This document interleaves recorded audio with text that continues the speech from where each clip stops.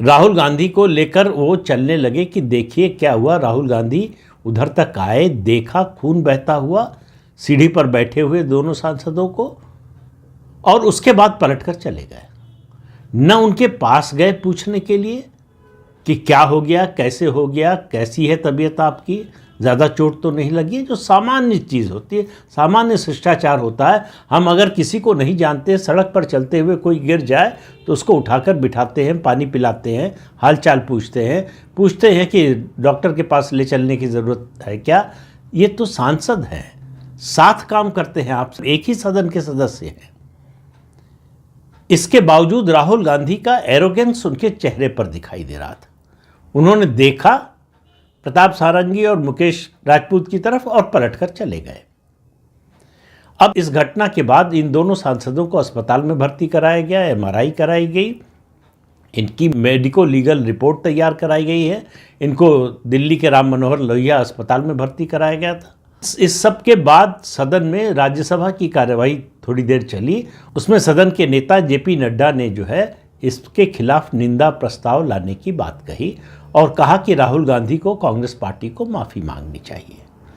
लेकिन राहुल गांधी या कांग्रेस पार्टी की ओर से ये उम्मीद की जा रही थी कि शायद इस पूरी घटना पर अफसोस तो जाहिर किया जाएगा।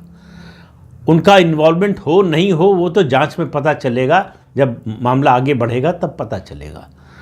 आज ही शाम को 5 बजे राहुल गांधी और कांग्रेस के अध्यक्ष मल्लिकार्जुन खड़गे की प्रेस कॉन्फ्रेंस हुई इसी मुद्दे पर, और उम्मीद थी कि राहुल गांधी इस पर कम से कम ये कहेंगे कि भाई हमारे 2 साथी सांसदों को चोट लगी है, मुझे इसका अफसोस है, ऐसी घटना नहीं होनी चाहिए थी, लेकिन हम उसके लिए जिम्मेदार नहीं हैं, हमारी उसमें कोई भूमिका नहीं है।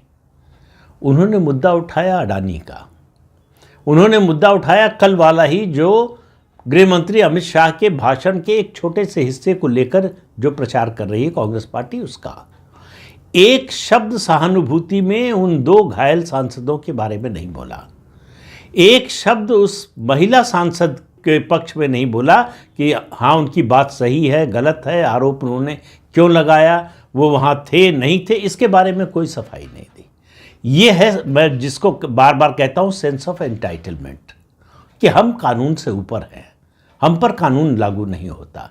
तो भारतीय जनता पार्टी के 3 नेता, अनुराग ठाकुर जो लोकसभा के सदस्य हैं, बांसुरी स्वराज जो लोकसभा के सदस्य हैं, और एक और लोकसभा सदस्य